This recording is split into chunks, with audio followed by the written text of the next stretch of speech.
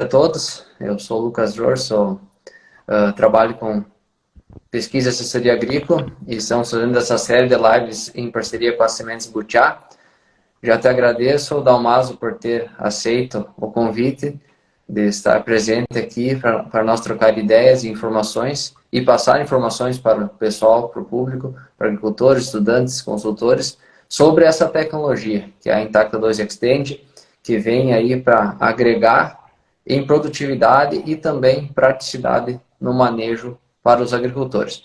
Então, peço para você se apresentar, dar o máximo para o pessoal e a gente dá início à live. Então, boa noite a todos aqui. Eu me chamo Carlos Henrique Dalmaso, eu sou engenheiro agrônomo, eu já estou formado há quase 38 anos, eu me formei na Universidade de Santa Maria, tive passagem por outras empresas de agroquímicos, eu sou vindo do Legacy Monsanto e hoje eu trabalho na Bayer, já entre Monsanto e Bayer há quase 29 anos. E atualmente eu trabalho no Departamento de Desenvolvimento do Mercado e como agrônomo especialista na área de soja. Então, eu cuido da parte técnica, das tecnologias de soja, das variedades, das tecnologias, das biotecnologias, suportando tecnicamente a transferência de conhecimento nas áreas do Rio Grande do Sul, Santa Catarina. E também fazia até janeiro também a região do Paraná. Perfeito, perfeito.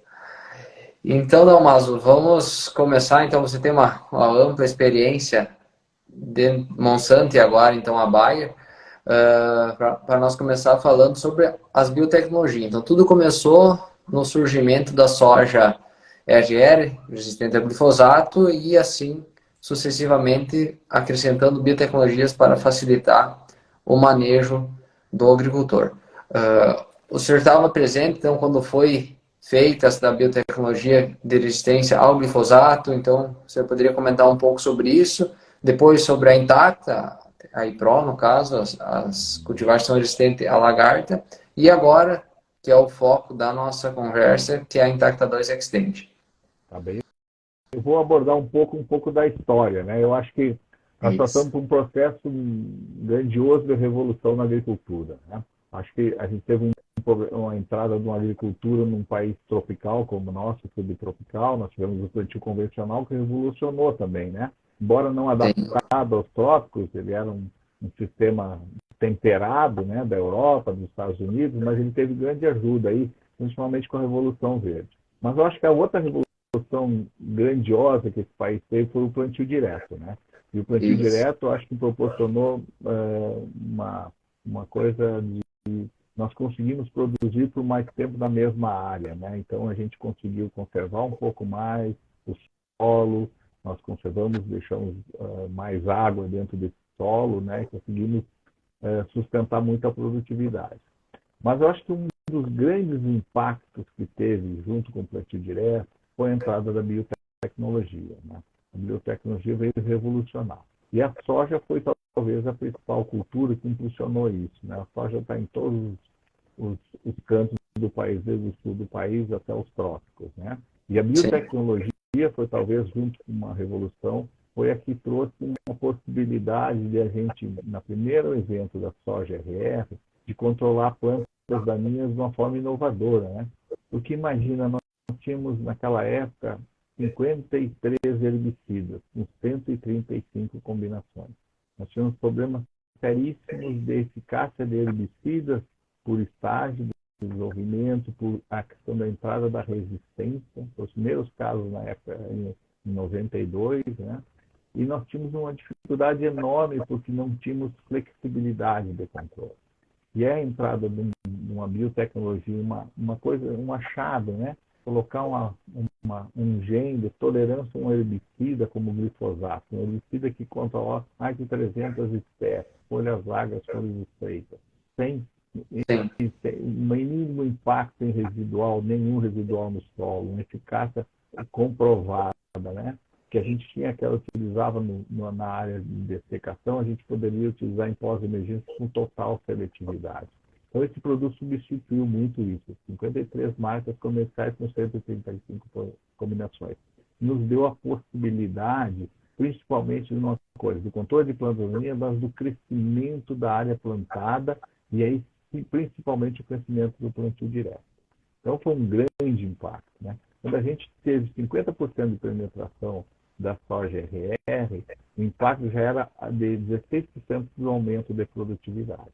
É óbvio que a biotecnologia veio com manejo diferenciado, né? Aí começou a chegar as variedades um pouco mais modernas, as variedades mais temperadas, variedades mais adaptadas, e aí trouxe uma genética avançada, né? Isso foi um grande impacto.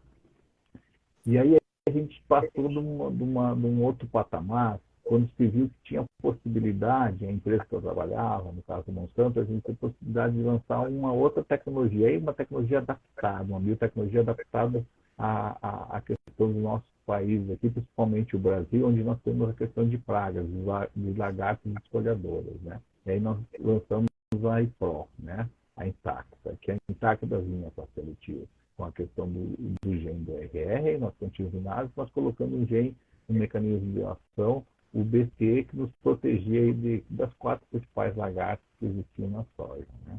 E aí conseguiu, com isso, acho que talvez, além da questão de proteção para as lagartas, e também da flexibilidade, da certeza de resultado do RR, ela nos trouxe a entrada de uma genética muito melhor. E aí teve junto a essa tecnologia IPRO o gene da produtividade, né? Então foi a descoberta, a inserção de genes específicos que nos conseguiu ter um aumento de produtividade.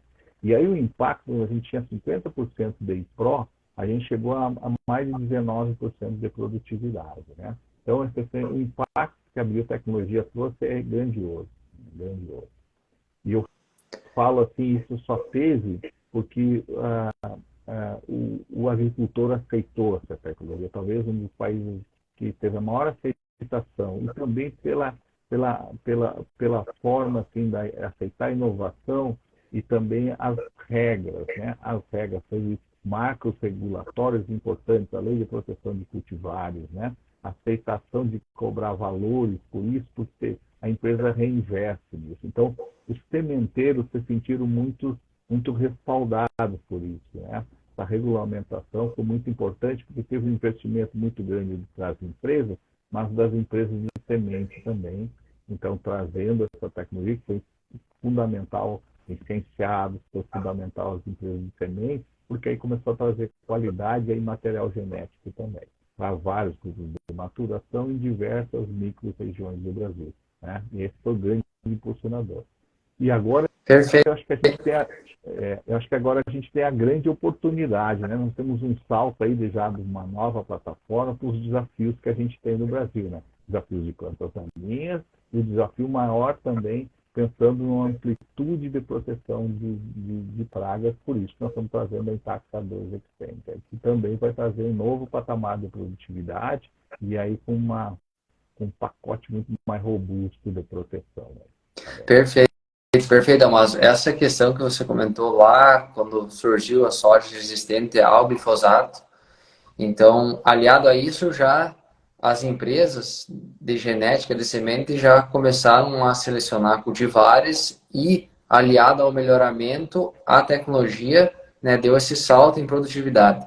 E eu vejo quando foi lançada a Intacta também, os primeiros anos não tanto, mas 2, 3 anos após o lançamento, as cultivares, elas, além de ter a tecnologia, elas produziam muito mais. Tinham o benefício da tecnologia e de produtividade. E eu vejo isso que vai ser esse mesmo caminho para a Intacta 2 Extend, que é a I2X. Então, agora vai ter cultivares que são só intacta, que vão produzir igual, às vezes mais, às vezes menos, que é a I2X, mas daqui 2, 3 anos, praticamente todas as cultivares de 2X vão ter esse a mais em produtividade, além de todos os benefícios da biotecnologia, que é a aplicação de herbicida, que nós vamos comentar depois, e também essa tolerância às lagartas. Perfeito. Eu acho a proteção de lagartos, por exemplo, nós temos que evoluir, né? Primeiro porque nós temos um cenário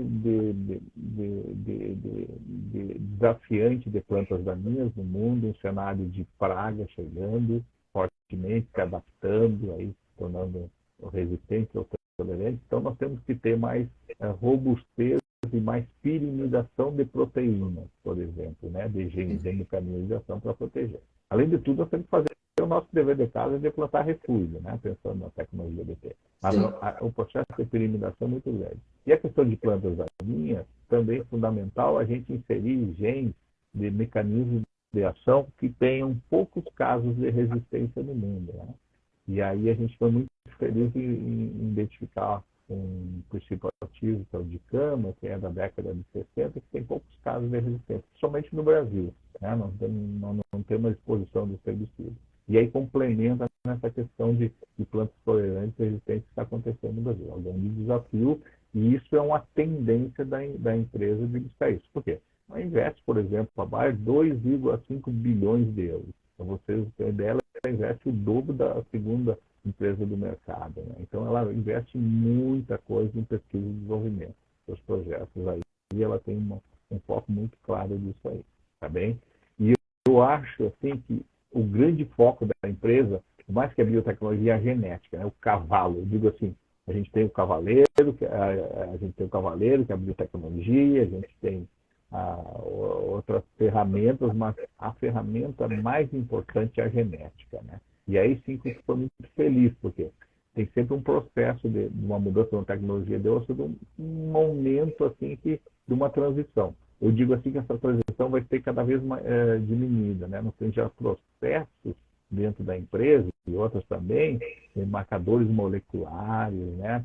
Chipagem, a gente já consegue aí um nível de supercomputadores, nos dá uma diretriz, aí, modelos matemáticos de qual é os cruzamentos que nós devemos fazer com quais variedades para nós obtermos a produtividade, uma tolerância a uma doença, uma adaptabilidade a algumas regiões do Brasil, né? Então, isso a gente está conseguindo isso uma rapidez que a gente não tinha nos primeiros cruzamentos que a gente fazia de IRR e do PRO, agora a gente já tem essa tecnologia, né? Isso está dando um impulso muito grande. Isso, e com esses marcadores de biotecnologia, cada vez mais vai ser assertivo em colocar, né, em toda a linha de pesquisa das obtentoras, das cultivares, com os ensaios deles, para lançar uma cultivar que vai agregar em produtividade. E muito posicionado em ambientes, que nem o senhor comentou no começo, vamos pensar 10, 20 anos atrás, era 2, 3 variedades, implantava nas missões, no sul, no Planalto, era a mesma cultivar. Hoje não, hoje tem cultivar que são específicas para a metade sul, específico para a região das missões, específico para o Planalto, uma cultivar mais para o fechamento, uma para a abertura de plantio. Então isso cada vez mais tem uma ampla gama de cultivares ofertados pelas empresas, então cabe aos recomendantes, aos agricultores, escolher a cultivar certo para determinada situação. Então, isso que é muito importante. Perfeito, Lucas. Essa é o nosso foco também de trabalhar. Não existe uma bala de prata, né? Nós temos que trabalhar com vários materiais, várias variedades, e aí escutando o agricultor, né? Primeiro, o agricultor quer potencial produtivo, Isso. né? É a primeira coisa que ele enxerga. Depois, ele quer entender, assim, aonde eu consigo estabilidade, né? Estabilidade é uma coisa muito importante em algumas regiões. Nós temos regiões que nós temos climas diferentes, ambientes diferentes, a estabilidade também. Outro, tem regiões que o grupo de maturação se torna mais importante, porque, né, a gente consegue fazer 2 safras, é o caso da região do Cerrado brasileiro, Paraná, e aqui mesmo nós temos regiões que conseguem fazer 2 safras. Isso é importante também. Né? A gente também, hábito de crescimento, numa cama, né? Isso é importante para algumas regiões de altitude. Então, tudo isso tem. Nós usamos a pesquisa, nós usamos entrevistar o agricultor, entendemos os gaps e needs de cada situação da empresa e nós conseguimos aí identificar as oportunidades de solucionar os problemas. Nós temos que atender o agricultor solucionando seus problemas e trazendo com a inovação nossa, as soluções para ele produzir mais, né? Tolerância às doenças, né? Nós temos regiões de altitude com mofo branco, nós temos regiões aí baixas, aí quentes, que a macrofomina chega, fusário, né? Então nós temos nematóides no cerrado, então a gente tem todo um foco de pesquisa isso para essas necessidades. Por isso que eu digo assim, não tem uma bala de prata, tem uma variedade que é a milagrosa. Por isso nós temos que fazer composições, entendendo o ambiente de produção do agricultor, e aí cada talhão é específico, e aí entra talvez a segunda revolução, a terceira revolução que nós vamos ter daqui para frente, que eu acho que o convencional plantio direto, acho que a terceira revolução é a agricultura digital. Né? Como a gente faz o agricultor começar a entender que ele pode começar a fazer os seus experimentos num talhão, entendendo o seu índice ambiental, a média de produtividade que ele vem atingindo nos anos, posicionando essas variedades aí, né? E aí ele medindo, a gente medindo cada vez mais a produtividade, os manejos diferenciados que ele faz, a cobertura, as adubações, as aplicações dos defensivos, dos fungicidas, inseticidas, quais os produtos que dão a melhor solução integrada. Esse é o caminho da empresa de inovação também, como ela mede lá numa realidade do agricultor. Então, inclusive, nós fizemos muita pesquisa aí, focado na realidade do agricultor. Nossos ensaios em faixas, nós temos mais de 610 ensaios esse ano no Brasil. Né? Só no sul do país, na Macro 1, são quase 180, né? Dentro de uma realidade do agricultor, população, época de plantio, ensaios em faixas, pegando vários ambientes. Então, por isso, nós temos que ter assertividade. No momento que você tiver assertividade na recomendação e compor as variedades dentro do agricultor, nós vamos ter a empresa escolhida também por ele. A primeira empresa escolhida. Esse é o caminho nosso. Isso aí, isso aí. E essa questão dos ensaios, em mais de 180 ensaios, dá uma segurança muito grande. Porque, vamos pensar aqui, região de Passo Fundo, essa safra é uma realidade. Outras regiões é muito diferente, né? Tem uma restrição hídrica muito maior. E com esses ensaios consegue posicionar. Porque aí vai ver, esse ano vai ter cultivares que vão se destacar. Devido Perfeito. da sua rusticidade e estabilidade. Então, sempre é interessante o agricultor ter no portfólio, ter na sua composição, na sua propriedade, cultivares mais estáveis. E, claro, tem aquelas cultivares que têm um potencial muito mais alto, mas elas, num ano que nem esse, acabam perdendo bastante produção. A gente tem E falando... A gente tem uns comparativos, assim, quando a gente faz um ensaio, por exemplo, de 30 variedades, que é o índice ambiental daquele ensaio, das várias variedades que a gente fez, né? Deu uma média de produtividade X lá. Aí tem uma variedade lá, que ela está lá com uma média de 50 sacos, por aí, 55 sacos, que ela, comparado com a outra, ela chega a 60% de vitória. Né? E ela está maior que o índice ambiental de todas as médias daquele ensaio lá, de todas as variedades, daquelas 30, ela se destaca também. Mas ela está com uma variedade de 60% de vitória. Aí quando a gente faz o mesmo comparativo e pegamos um índice ambiental, uma parte onde os níveis de produtividade estão maiores, a gente chega ali a 80 sacos, a outra variedade ela está com 70% de vitória, quase 80%. Aí o cara diz, não, eu quero a de 80. Beleza. Quantos talhões da tua área, da tua propriedade, tem esse nível de média de 80 sacos? São poucos. De média de 10 anos. Quanto tu tem isso? Não, eu não tenho isso. Então, como é que eu vou deixar de fora uma variedade que tem uma estabilidade com quase 70% de vitórias numa região, por exemplo, como Missões, como Metade Sul, como uma região oeste do Paraná? Eu não posso deixar de perder essa variedade, porque é uma variedade muito vencedora que o agricultor quer. Porém, tem regiões do Brasil, tem micro-regiões que querem essa variedade de 80 sacos. Né? E ali ela consegue ter a massa produtividade. Né? Mas ela não pode ser a variedade que é a preferida de só porque ela produz uma micro-região. Então, essa é a forma que nós trabalhamos assim. Então, não existe uma bala de prata. Nós temos que trabalhar o conceito de ambiente e posicionamento de variedade. Não existe uma variedade ruim, existe uma variedade mal posicionada. Perfeito, perfeito. Dalmaso, e questão de cultivares? Você tem mais ou menos um número de quantas cultivares nessa safra agora, 23, estão plantadas com a tecnologia I2X? Sim, no Brasil são mais de 100, tá? São 102 variedades. No Sul, a gente está com 33 variedades, tá? Aí tem grupos de maturação desde 5.4.9 até 6 e a gente tem a oportunidade aí também de ter uma vantagem aí de ter 8 variedades extend, que são variedades de refúgio altamente produtivas, né? Que tem a tecnologia o GNRR e também de dicamba, né? Perfeito. São as variedades importantes para a questão de refúgio.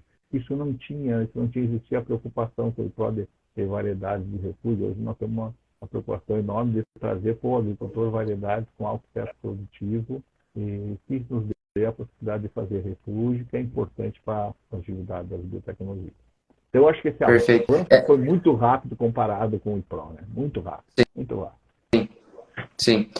Até tem uma que nós temos no nosso área de ensaio, que é a 5737 da Monsoy, que ela é XTD, no caso, só tem a tecnologia de resistência ao herbicida, e ela está se comportando muito bem. E isso que eu vejo que é muito importante a Bayer pensar nisso e trazer variedades cultivares com alto potencial produtivo e que sirvam como refúgio.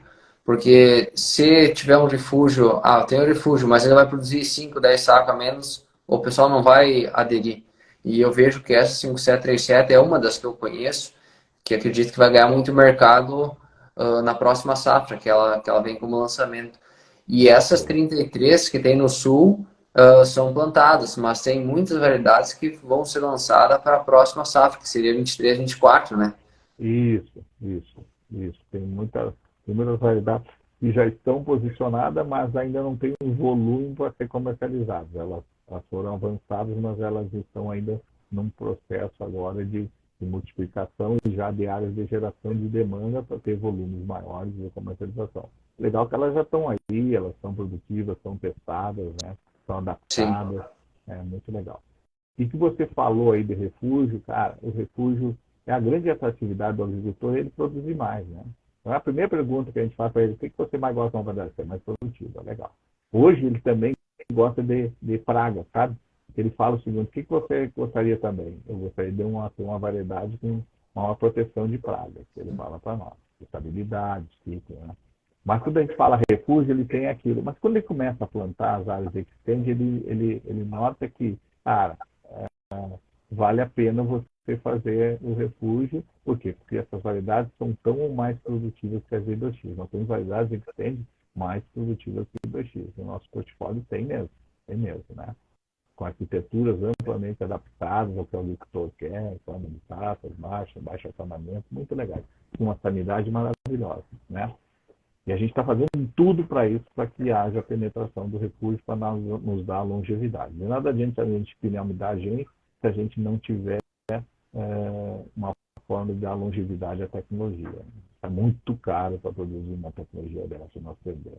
E o Brasil É. corre certos riscos também, estão não fazer o refúgio. Corre riscos aqui.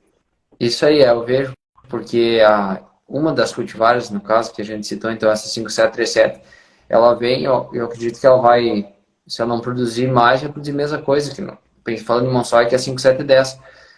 Tem arquitetura, tem potencial, e isso vai ser muito importante, porque quando foi lançado a Intacta, praticamente, no meu ver, as empresas não lançaram mais cultivares RGR. Claro, tem todo um custo, por quê? Porque não tinha mais questão dos royalties, toda essa parte. E aí ficou uma, duas cultivares RL, que o pessoal ainda plantava, ainda planta, mas uma porcentagem de área muito menor. Então isso Perfeito. acaba, e agora entrando aí 2X, praticamente as RL em si vão sumir do mercado. Perfeito, né? Parado, olha, eu vou te dizer assim, ó, a 5737, por exemplo, é uma variedade de 5.7.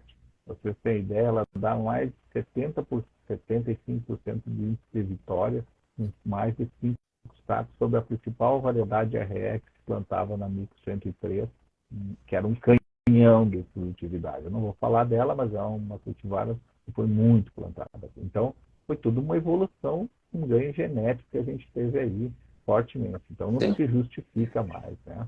Então eu vejo assim que é o agricultor colocar ela, fazer um lado a lado, entender ela, ele não vai deixar de plantar. Isso vai muito de uma consciência também, né? Consciência de uma agricultura que a gente tem que dar oportunidade. A biotecnologia, ela tem que durar muitos anos no Brasil. Né? Assim, não é fácil você conseguir aí um engenho de biotecnologia. Ainda mais nesse processo de pigmentação aí. Nós perdemos tudo aí.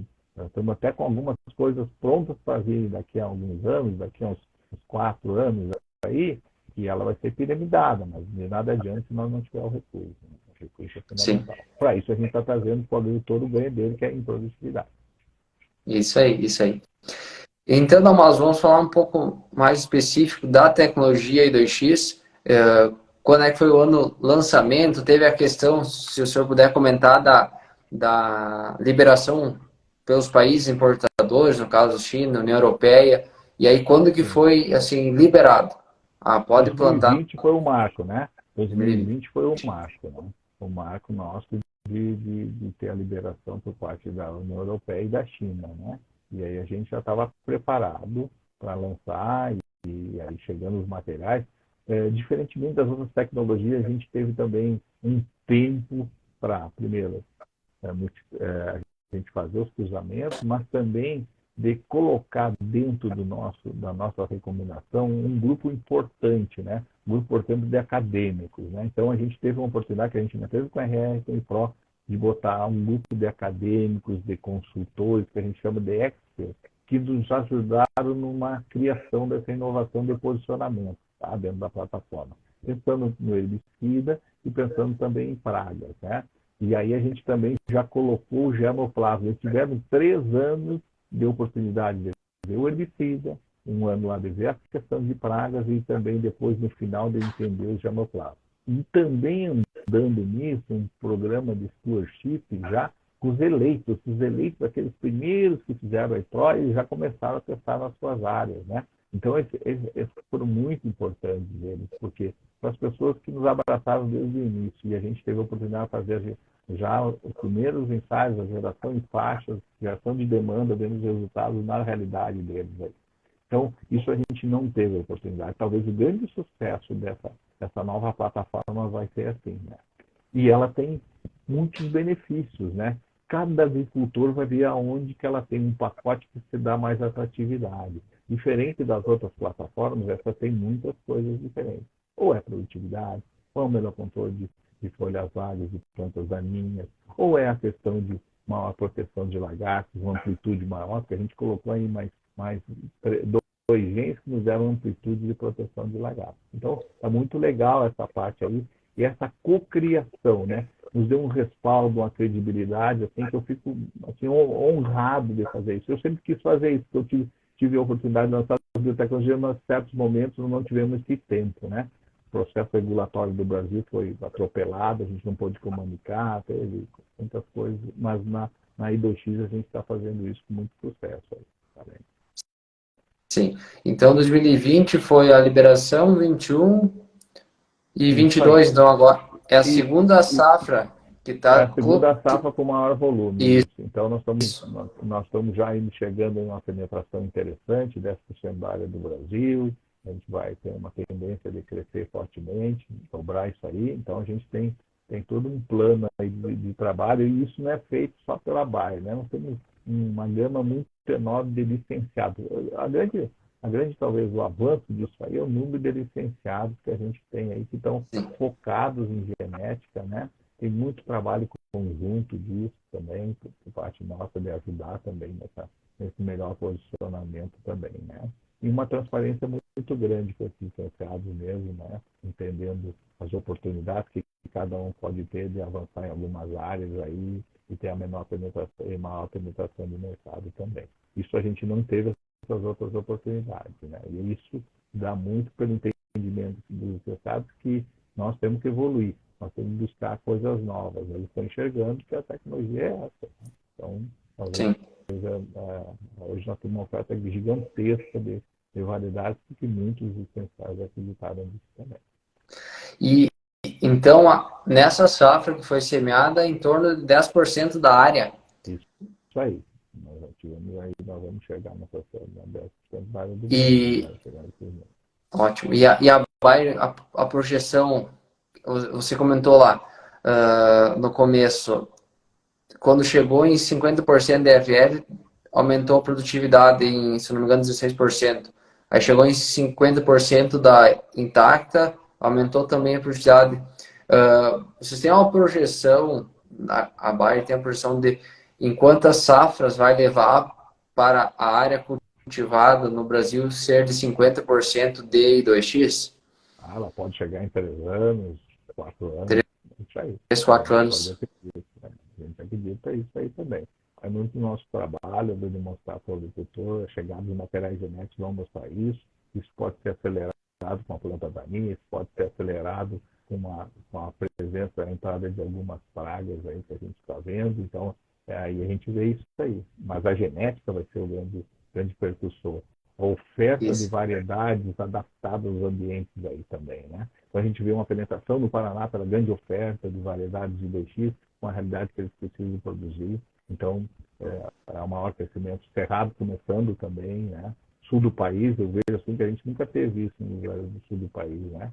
É. Com diversas micros regiões. Antigamente a gente tinha só uma ou duas micros, hoje a gente está nas 4 micros regiões sul muito bem distribuídas, né?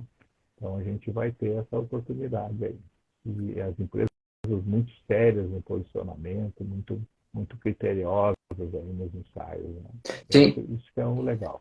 É, Assim, tendo um investimento grande em pesquisa, muito investimento em pessoas gerando trabalhos, né? A gente vê chegada da Embrapa, assim, TNG, que é uma empresa que não tinha uma participação tão no Sul, chegando fortemente com materiais muito interessantes. Então, vocês vão ver isso aí. Por quê? Porque o avanço foi grande dessas empresas, apostas, investimentos também.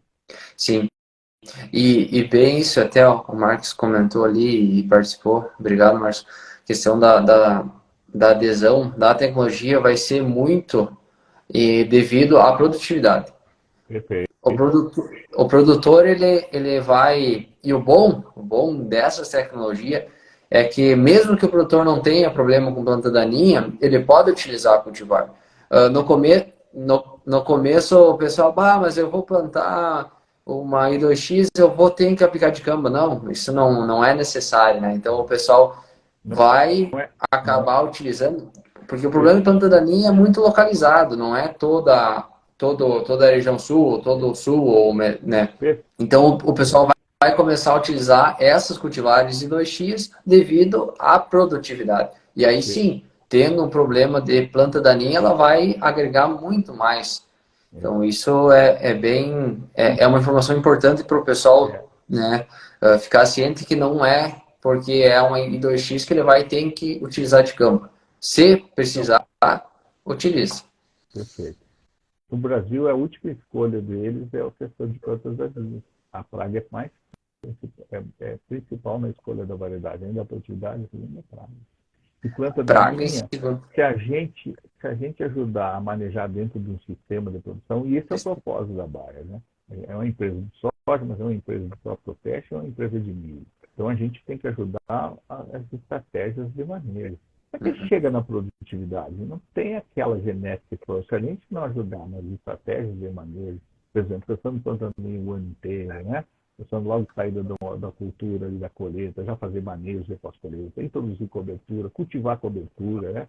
Adubar cobertura, manejar cobertura no inverno, né? Dessecar, iniciar no limpo. Olha, iniciar no limpo, uma coisa básica, né? Para atingir produtividade. Tem que ter aquela semente com alto valor genético ali, que tem uma adaptabilidade naquele ambiente, vai ganhar de uma planta daninha estabelecida. Então, o básico é iniciar no limpo, né? Não vamos constituir o conceito que a gente criou lá no RR, que a gente criou na EPRO, que a gente vai continuar com o I2X.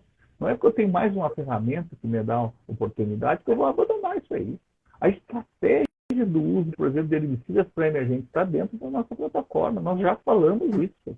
Por quê? Porque baixar banco de semente é fundamental. Mata a competição é crítico. Nós temos um cenário com plantas tolerantes, com plantas resistentes, aumentando o banco de semente. Rapaz, não é a solução na pós-emergência.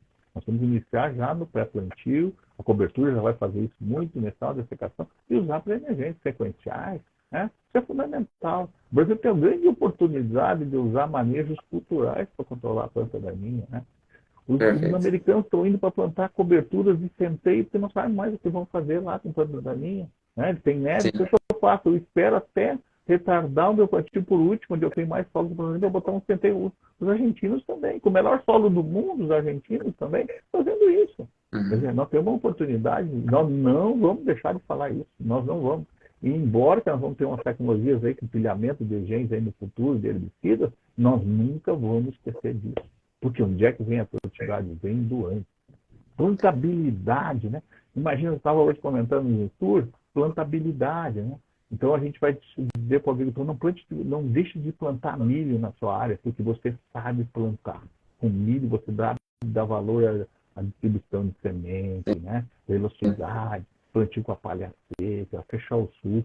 Como é que a gente vai plantar soja da mesma forma? Exato. Quer dizer, construindo a produtividade, talvez é um dos fatores mais importantes. Aquela semente com valor de germinação de 90%, acima de 90% que a gente está colocando aí de segurança, com alto vigor, né? Um chip que tem um monte de coisa dentro daquela semente.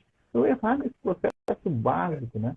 Nós estamos com populações que vai ser de 9 a 11, 12 plantas. Eu quero plantar com 18, 19, vai produzir menos. Vai ter problemas de crescimento exagerado, vai acamar, vai dar uma planta estiolada, não vai ter fungicida que vai funcionar. O melhor produto, o melhor fungicida vai ter problema, vai ficar com a canela, não vai ter no baixeiro, onde é uma grande oportunidade de aquecimento de produtividade. Então, ele vai ter que plantar aquilo, com plantas nascidas uniformemente com alto vigor. Né? E é isso que nós vamos ensinar. Né? A nossa plataforma ela vem com serviços de capacitação em cima disso. Nós vamos ter um grande número de investimentos de capacitação de operadores, de agricultores, falando um pouco disso. A gente acredita que isso é um dos impulsionadores também da produtividade. A genética a gente garante, mas aí, como eu faço ressaltar essa genética? Como eu protejo e faço que esse potencial genético se expresse? Né? Perfeito, Damaso. E isso que o senhor comentou, a questão de sistema, isso eu vejo que cada vez mais vai ser importante, é importante e vai ser mais importante ainda, porque o manejo de planta daninha do soja, na verdade, começa no inverno, né? Ou com uma cobertura ou com manejo de plantas daninhas, principalmente folha larga, no meio da cultura do trigo. E para isso a gente já tem ferramentas muito eficientes. E aí, semear no limpo. Ontem nós conversamos com a Aécio, a gente conversou sobre a questão de qualidade de semente. Então, nós falamos muito sobre vigor, qualidade fisiológica, porque uma semente com qualidade fisiológica, ela vai entregar esse potencial produtivo e toda essa genética, biotecnologia que estão inseridos dentro. Então, tudo isso, aliado, como o senhor falou, de uma plantabilidade genética da semente, que é o potencial, e a qualidade fisiológica, seriam os pilares para você estabelecer uma lavoura e definir seu potencial produtivo. E aí, claro, aí você tem essa ferramenta que seria a resistência às lagartas, na I2X, adicional à já da intacta, que vai prevenir ainda mais e vai evitar perdas. Mas o potencial está definido no momento que você fez uma plantabilidade boa, tem uma semente com alto valor genético e fisiológico, e esses fatores que vão entregar a produtividade. E a questão de lagarta, mais específico, Dalmaso, o que a I2X vem agregar além da intacta? Como é que Então, estão os resultados? Tem algum teste? Assim? Ela traz dois mecanismos de ação a mais, né? Duas proteínas, né? Que vai nos dar uma robustez maior de proteção das lagartas. Aquelas quatro principais lagartas que a intacta controlava, ela vai se manter e vai nos dar uma maior proteção. Imagina, mais dois mecanismos, né? Então, a anticarta, né? Aquela lagarta da soja, a falsa medida, que é a Crisodecas inclusive, que tem 90% das batidas de panos que nós fizemos hoje, 95% das batidas de panos no Brasil, mas RR é Crisodecas inclusive. Aí vem a lagarta das maçãs, a broca das axilas, que ele controla, e a gente adicionou aí uma proteção a mais com essas duas proteínas para Helicobacter pyogenes e Spodoptera cosmioides, tá bom?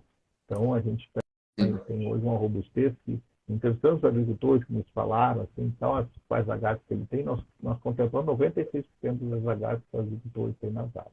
Então, isso é uma tendência inevitável. Nós temos que experimentar mais. Além de dar uma possibilidade de proteção maior, a gente tem que dar uma cobertura maior de proteção das lagartas, que elas vão se adaptando. As hipodópteras não eram lagartas importantes na soja. A gente vê que a cosmioide está chegando, né? Em umas áreas também.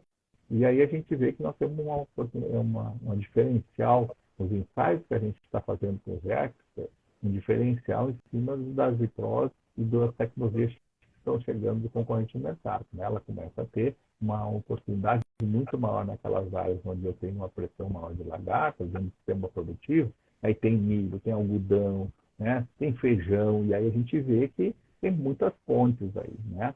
Ocorrendo a presença de lagartas. Né? E aí a gente vê que a tecnologia está dando um diferencial muito grande, a gente vai ver no campo. Né?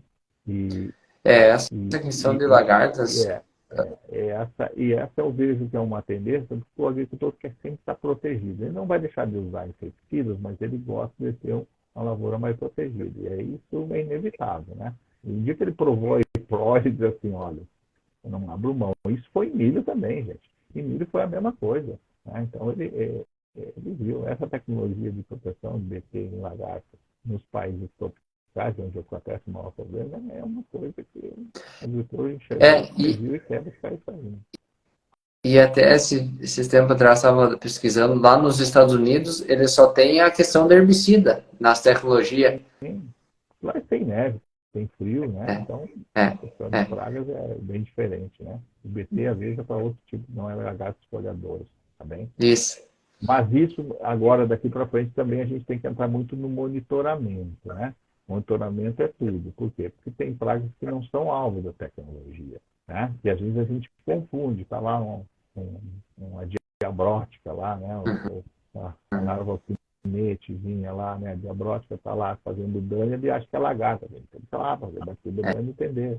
Pô, a gente tem ácidos, a gente tem tríceos, né? Tem outros gêneros de lagartos que podem estar roubando produtividade ali, que a gente tem que começar a entender e monitorar, né? Isso é Sim. importante. Mas a gente É, viu assim o impacto que a biotecnologia trouxe, a polinização, agora vai trazer também de baixar o número de lagartas, né? A gente viu assim uma quantidade enorme de lagartas que baixou nos lavouras, né?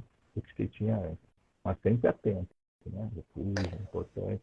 E a gente já está preparado, viu? A gente já está preparado com outros eventos. A gente sempre está inovando, né? E a gente está, aquilo que a gente está descobrindo nos Estados Unidos já vem trazendo para o Brasil aqui, para já testar aqui nas nossas estações, em Petrolina, começando os nossos cruzamentos, entendendo as especificidades de alguns genes que a gente tem, para entender aonde ele vai ter efetividade aí no controle de lagartas e outras pragas do Brasil também.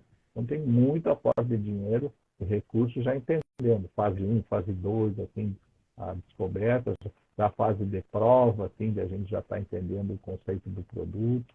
Então tem coisas novas muito boas vindo para ele. Não posso te dizer muitas coisas que eu não estou a par, né? Algumas coisas eu já sei, não sei da eficácia, mas tem muita coisa acontecendo. Né? Aquilo que a gente sim. achava que está acontecendo nos Estados Unidos já está acontecendo no Brasil, tá? Então, uma intensidade muito maior. Então, o Brasil é tão mais importante que os Estados Unidos. Vai ser a maior potência agrícola do mundo. Né? Sim, O Brasil sim. é um dos Sim, maiores exportadores de alimentos, mas eu vou te dizer que no futuro vai ser a maior potência agrícola. sim, sim. Devido a todo o potencial ainda que tem para Sim, de crescimento. aberturas de áreas, né?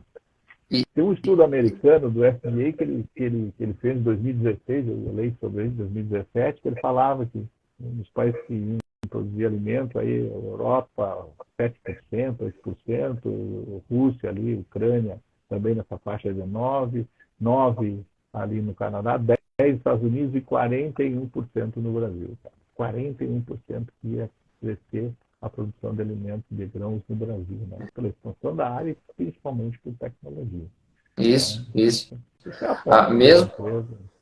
mesmo sem aumentar a área, o potencial de crescimento no Brasil é exponencial, né? Porque tem É, muito manejo ainda a ser ajustado, muito, desde, muito, desde a muito, questão de muita solo, plantabilidade e tecnologia que cada vez perfeito, mais vem perfeito. agregando. É. Cada, E as cada, áreas, e as áreas de expansão sem derrubar árvore, né? As áreas de passagem degradadas, é uma grande oportunidade também nas nossas áreas ferradas também. No sul do país. e, E a questão de aplicação, então, a de lagarta já ficou bem claro, a questão da proteção que a Intacta 2 Extend, ou X entrega. E esse ano foi, no meu ver, no ano foi de lagarta, a pressão não foi tão alta, mas que nem o senhor comentou da diabrótica, né? A diabrótica é por isso que é importante fazer o monitoramento, não só olhar Perfeito, lá, não tem perfuração nas folhas e a lagarta, né? Muitas vezes perfeito. não era, né? Muitas vezes não era. Não, não. Então, essa questão da Zagarta, a tecnologia entrega uma produção muito boa, né, como falado, e a questão do herbicida, do dicamba. Questão de aplicação, se o senhor puder falar um pouco, questão de cuidados com a tecnologia de Uhum, aplicação, uhum. período de aplicar, a questão também de mistura com algum produto, e até para comentar com o senhor, algumas áreas que a gente trabalha com assessoria, foi aplicado, e foi aplicado também pré-emergente, então aliado, né? Não, isso eu acho que é importante a gente comentar, que ele não substitui um pré-emergente, no meu ponto de vista. É importante a gente estar aderindo ao pré-emergente cada vez mais, porque são mecanismos de ação diferentes e com baixa taxa de resistência. Então, o senhor comentar um pouco sobre isso, Dalmaso. Tá bem. Um pouco do porquê que a gente trouxe o dicamba, né, para ser um aliado do glifosato. Primeiro, porque ele é um herbicida que controla mais de 270 espécies, né, de folhas largas. Poucos casos de resistência no mundo. Alguns casos pequenos nos Estados Unidos que já têm uma exposição desde as décadas de 60. Mas tem um Sim, herbicida que pelas características deles, é interessante. Os oxileno e floema também, que é o glifosato, tem uma atuação do solo, né, um produto também toxicologicamente muito interessante. O que tinha no dicamba é que as formulações anteriores eram a base de DMA, dimetilamida, altamente volátil. Isso foi solucionado com a indústria, né? A BASF e depois a Bayer desenvolveram as formulações e agora entrar novos sites que vão entrar futuramente, nos dão muito mais segurança e a volatilidade nós reduzimos em mais de 98%. Tá? sim, Então, diglicoamida foi uma formulação que nos trouxe isso. O que a gente quer agora é que essa aplicação ela tem que ser focada assim, no controle da principal planta daninha do Brasil. E a gente teve uma pesquisa, a gente ficou muito atento, a principal planta daninha do Brasil chama-se buva. Tá? A buva é uma planta daninha que está em todos os sistemas produtivos do Brasil. Uma área de sim. 32 milhões de hectares tem mais ou menos 14 milhões com resistência. Dessas 14 milhões de resistência, nós temos quase 12 a 13 milhões que tem buva. O sul do país já está cerrado. Então, se eu fosse trazer uma biotecnologia para o Brasil, eu não podia trazer um produto que não controlasse buva. Isso é um produto que tem pouca exposição no Brasil, não foi aplicado mais nesse produto. Então, a gente tem uma segurança de eficácia excepcional nele. É um produto buvinicida por excelência. Então, onde é que está a buva? A buva é uma planta dentre safra. A buva é uma planta que germina hoje. Ela está germinando. Se chover mais, ela começa a germinar hoje, 15 a 20 graus. É uma planta que começa agora e ela vai ali até junho para de germinar e depois ela lá em agosto, setembro começa. Algumas Não é assim, regiões não. mais, outras menos, né? Então, nós tínhamos que ter um produto que controlasse lá no pré-plantio, onde ela vai estar grande, onde ela vai estar sendo desenvolvida, onde ela, né? Então ela tem que ter os manejos, a cobertura, mas a gente tem que defecar e entrar no limpo ali, onde ela é competitiva. E não deixar ela sobrar lá na pós-emergência. Então, o controle buva é no pré-plantio. Por isso esse posicionamento desse produto para isso, né? É um maior valor que o produto do vinicida, né? Tem casos recentes e ajuda a controlar outras ervas de folhas largas. A gente vê o amaranto, a gente vê a gente vê o picão com a corda de viola. A segunda planta de folha larga do Brasil chama-se corda de viola. Não é tanto no sul, mas o cerrado brasileiro tem muita corda de viola. Tem um impacto gigante na hora da colheita, uma massa competição também. É um pouco disso aí. Mas a gente se preocupa com o herbicida auxínico, como todos os herbicidas, as questões da boa tecnologia, as boas práticas de tecnologia de aplicação. E talvez um dos maiores investimentos é trazer novas formulações com sites, junto com o glifosato, nós estamos nos preparando para isso, né, que é muito importante que venha, e aí uma formulação, por exemplo, a sal de potássio, hoje é que a gente recomenda que nós herbicida de camba, porque nós não temos problema de volatilidade. E a gente traz também um produto que chama-se Extend Protect. Nós testamos vários produtos. Esses produtos nos dão uma segurança maior ainda na questão de diminuir a volatilidade fortemente e na questão de deriva também. Mas aliado a isso, um programa de capacitação. Tá? Nós temos mais de 350 tipos de conteúdos, vídeos, treinamento que você faça com o I2X acesso. A gente pode baixar esse aplicativo, convido vocês a baixar aí na Play Store. E aí você pode ter áudio, você vai ter vários treinamentos, faz aí com o Zap, né? E a gente já fez um treinamento de mais de 40 mil pessoas no Brasil aí, tá? Desde o lançamento. Um programa muito robusto de capacitação. Aonde? Aplicadores. Né?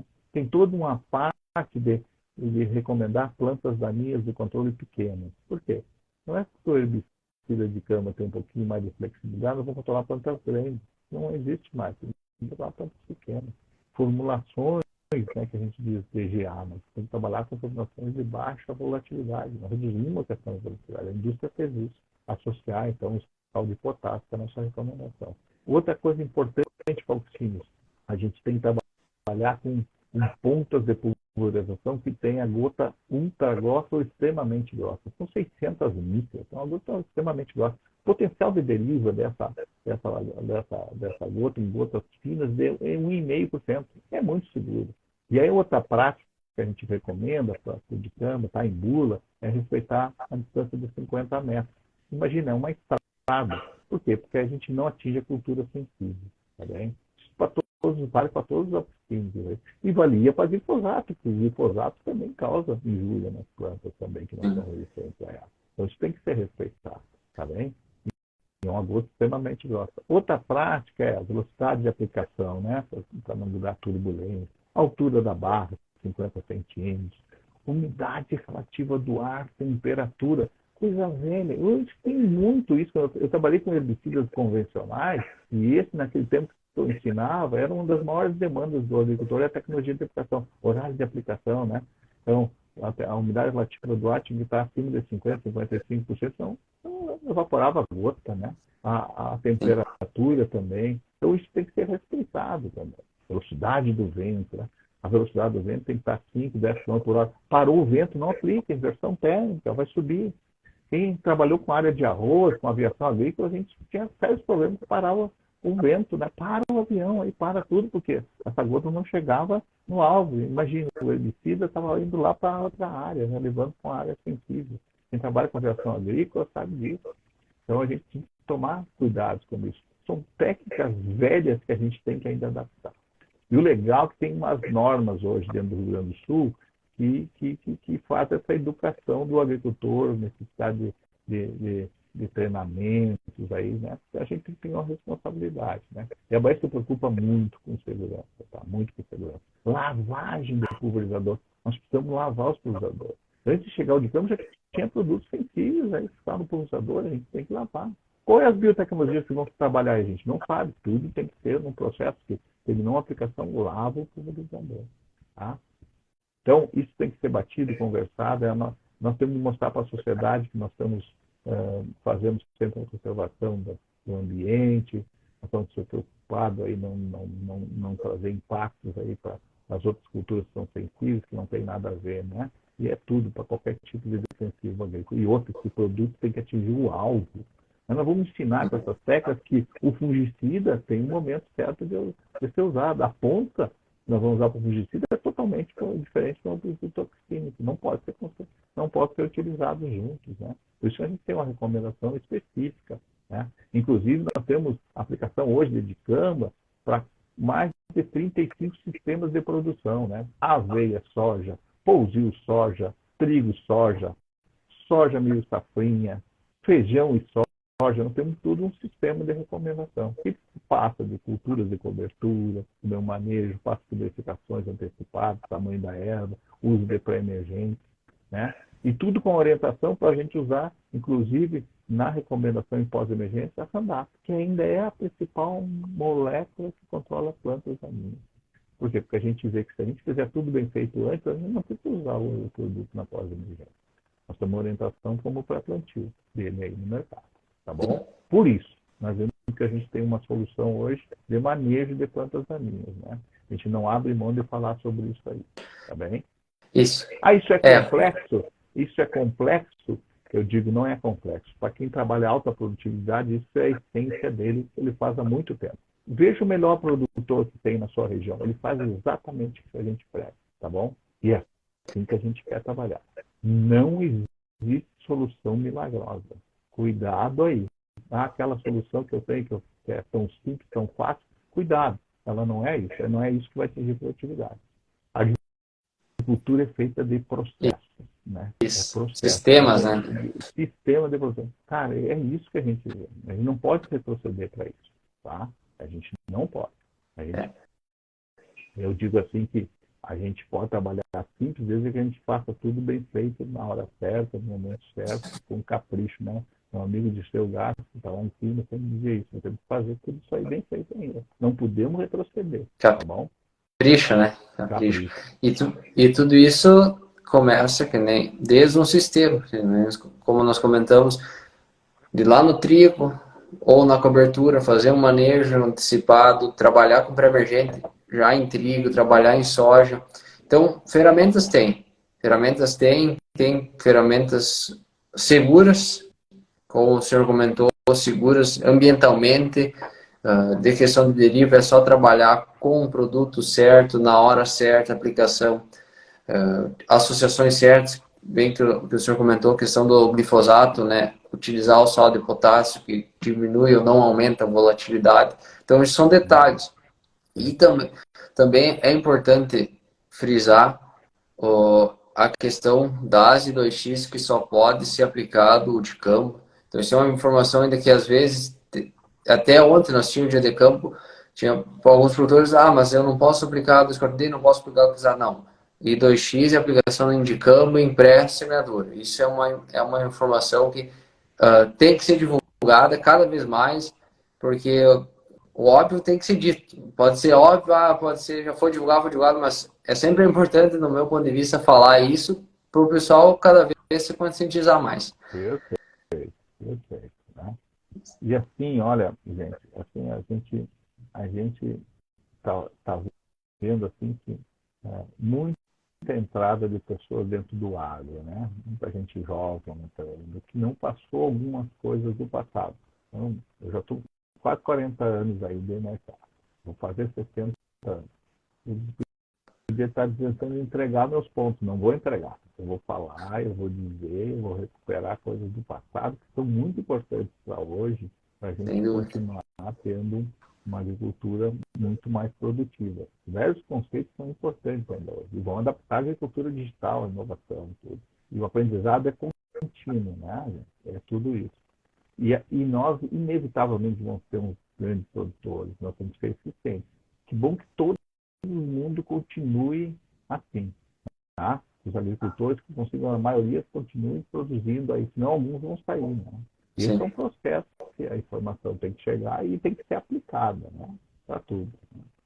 Eu digo, vai ser para tudo. Isso aí. E o pessoal falasse aqui do Dicama também, uma coisa que a gente falou de recomendações, a gente não vai recomendar eles associados a graminicidas. A gente tem uma visão, e em alguns testes, alguns ensaios, assim, que todos os produtos latifolicistas, queiram ou não queiram, têm impacto um pouco na redução da efetividade do controle de gramíneas. No futuro, nós vamos ter problemas sérios com gramíneas, né? Porque já existe problemas de resistência múltiplas usadas com herbicidas, aí, com herbicidas. Então, é importante separar isso. Para emergentes com Dicamba, a gente tem toda uma orientação e não tem problema nenhum. A gente viu que nenhum dos produtos tem problema. Desde que seja ele colocado primeiramente no pulverizador. Tá? A gente recomenda isso. E a gente vê que o pré-emergente vai ser fundamental. Né? E pré-emergente a gente vê que deve ser utilizado com critérios. Senão eles têm impactos em produtividade, com fito, mas também de QRO para as culturas subsequentes. E herbicidas também que tenham eficácia sobre as plantas daninhas, visto que nós temos muitos herbicidas já com resistência, então mecanismos de ação diferenciados também, tá bom? Que a gente diz assim que são mecanismos que têm pouca resistência ou quase nenhuma resistência. Nós temos que trabalhar com esses mecanismos aí, diversidade de mecanismos da planta, né? Não repetir o mesmo. Perfeito, Dalmas. Então, se o pessoal tiver alguma dúvida, a gente vai fazer as considerações finais e já agradeço a Dalmaso pela sua disponibilidade de estar passando todos os seus conhecimentos, as informações sobre essa tecnologia. E em nome da Science Buchai, em meu nome, eu agradeço por ter participado. Agradeço a todos que estiveram presentes, interagindo e assistindo a live. A gente fica à disposição. Qualquer dúvida que tiver, só mandar alguma mensagem. A gente está aí para ajudar e sempre agregar e trazer informações de qualidade para o pessoal. Beleza.